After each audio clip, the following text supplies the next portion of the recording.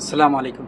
আমি মোহাম্মদ রেজাল হলাদার আপনাদের সাথে আছি প্রতি মাসেই রাজনৈতিক বিশ্লেষণ নিয়ে ভিন্ন ধর্মের একটি ভিডিও। সুপ্রিয় দর্শক, আপনারা জানেন খুব শীঘ্রই নির্বাচন, এবং এই নির্বাচনকে ঘিরে প্রত্যেকটা বিএনপি, জামাত, এনসিপি, জাতীয় পার্টি, সকল দল শুধু আওয়ামী লীগ বাদে মিলে একটা ধরনের তারা জনগণকে আশ্বাস দিয়ে থাকেন, এবং কেউ ফ্যামিলি কার্ড, কেউ মানুষের উন্নয়নের কথা, এবং কেউ ইশতেহার 31 দফা ইশতেহার, কেউ 26 দফা ইশতেহার, বিভিন্ন ধরনের সোশ্যাল মিডিয়া এখন এগুলো নিয়ে ভাইরাল ইস্যু বর্তমানে।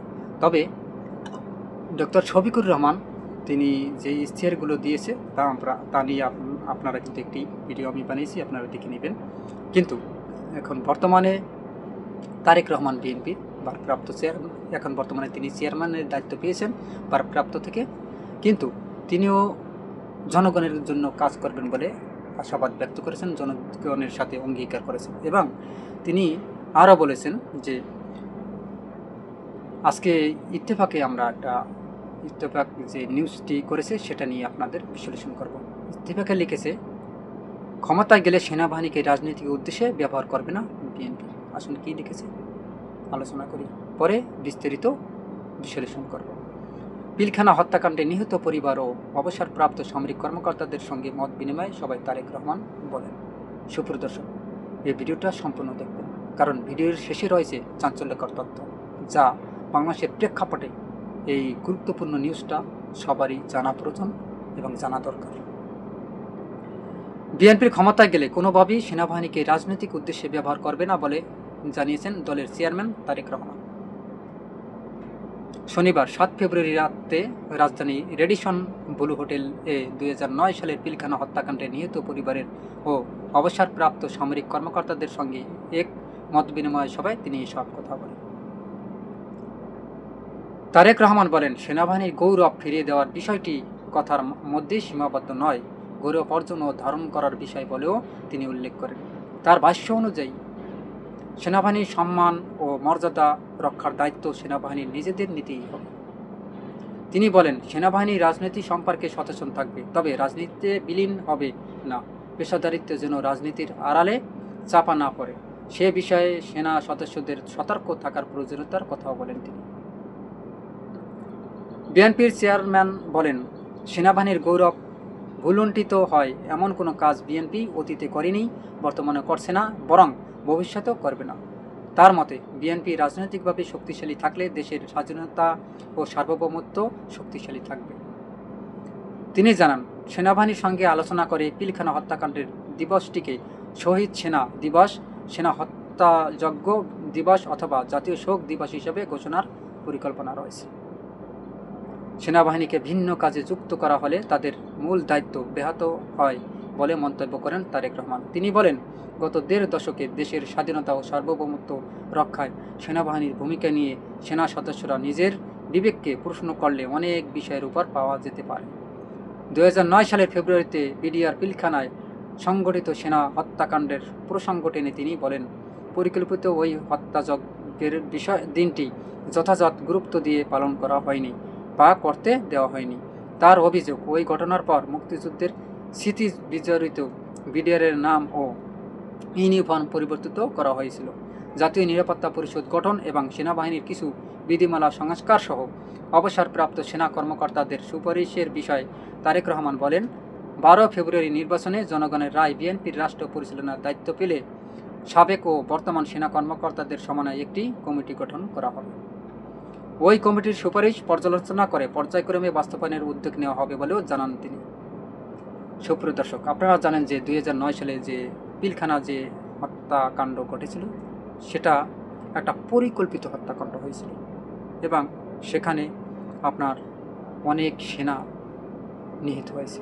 আপনারা জানেন যে একজন সেনা বানাতে বাংলাদেশের প্রায় সরকারের অনেক টাকা ব্যয় হয়, কিন্তু এই যে পিলখানা হত্যাকাণ্ড সংঘটিত হয়েছিল আসলে কার নির্দেশ ছিল, এবং এই হত্যাকাণ্ডগুলো কেন ঘটিয়েছিল এবং কারা ঘটিয়েছিল, আসুন তা নিয়ে একটু আলোচনা করি। 2009 পিলখানা হত্যাকাণ্ড ছিল একটা মারাত্মক ও বাংলাদেশের রাজনীতি শক্তপোক্ত করার আওয়ামী লীগের একটা মানে ভয়ঙ্কর চাল।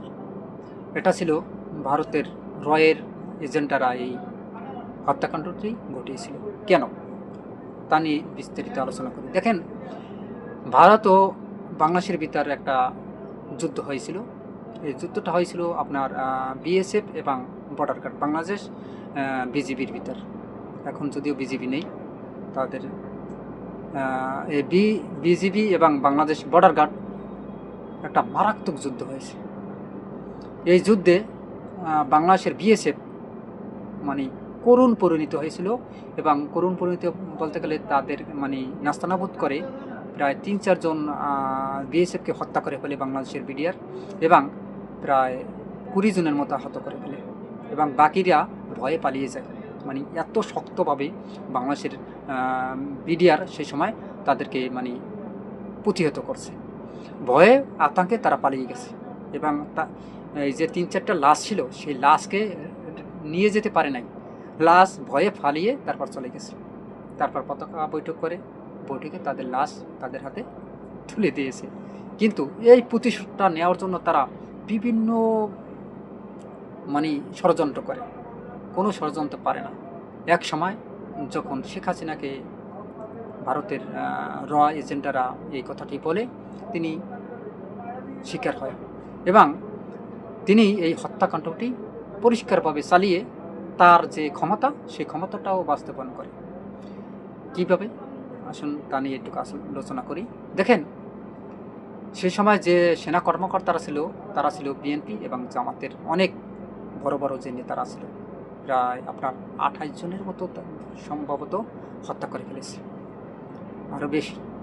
যাই হোক, আনুমানিক আর কি।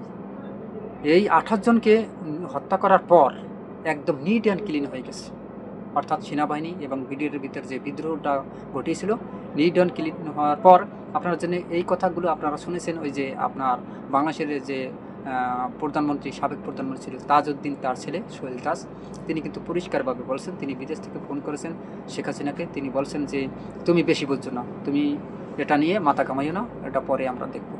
আপনারা শুনেছেন সোহেল তাজের কথা। কিন্তু কথা হলো, আমাদের দেশের সম্পদ এভাবে হত্যাকাণ্ডের ভিতর যে মারাত্মকভাবে তারা এই আহত হবে, নিহত হবে, শহীদ হবে, কিন্তু এর বিচার, এই পিলখানার হত্যাকাণ্ডের বিচার কিন্তু এখনও কোনো সরকারই এখন পর্যন্ত চাচ্ছে না, এবং অন্তর্বর্তী সরকার আসার পরও পিলখানার হত্যার কোনো বিচার হয়নি। এবং এটা যে হত্যাকাণ্ডটি ঘটিয়েছে তাদের বিচার করা উচিত আছে। আসলে শুধু বিচার না, তাদেরকে ফাঁসির মানে কাঠগড়ায় দাঁড় করানো উচিত বলে আমি মনে করি। সুপ্রিয় দর্শক, আপনারা কি মনে করেন? দেখেন, এই বিডিআর বিদ্রোহে হয়তোবা কারো বাবা হারিয়েছে, কারো সন্তান হারিয়েছে, এবং যে বাবা তার সন্তান হারিয়েছে, বাবা মা সন্তান হারিয়েছে, সে বুঝে সন্তানের কত কষ্ট এবং তাদের লালন পালন করতে কতটা খরচা হয়েছে বা কষ্ট হয়েছে। এবং যে সন্তান তার পিতা হারিয়েছে বা যে স্ত্রী তার স্বামী হারিয়েছে, সে কতটা কষ্টদায়ক সে বুঝতে পারে। কিন্তু এত পাষাণ্ডভাবে যে হত্যা করা হবে তা আমরা আসলে বাংলাদেশের ইতিহাসে কখনো কল্পনাই করিনি। আর এই হত্যার মাধ্যমেই কিন্তু বাংলাদেশের স্বৈরাচারের যে আবাস সেটা কিন্তু দিয়ে রেখেছিল। হয়তো বা অনেকে বুঝে নেই। আপনারা শুনেছেন যে দেলার হোসেন সাইদি কিন্তু একটা কথা বলেছে, বাংলার আকাশে আমরা কালো ঘন মেঘ দেখতেছি, যদি এই ঘন মেঘ যদি কেটে না যায় তাহলে বাংলাদেশের ইতিহাসে একটা ভয়ঙ্কর পরিস্থিতি হবে। হয়েছে না? ভয়ঙ্কর পরিস্থিতি হয়েছে না? যে সুপ্রিয় দর্শক, তবে তারেক রহমান এই ব্যাপারটা নিয়ে একটা কথা বলেছেন, এটা কিন্তু আসলে সে যাই করি সে কিন্তু একটা চমৎকার কথা বলেছেন। হয়তোবা কারো পছন্দ হতে পারে, নাও হতে পারে। তিনি হয়তোবা অনেকে বিএনপি করেন না, জামাতও করেন।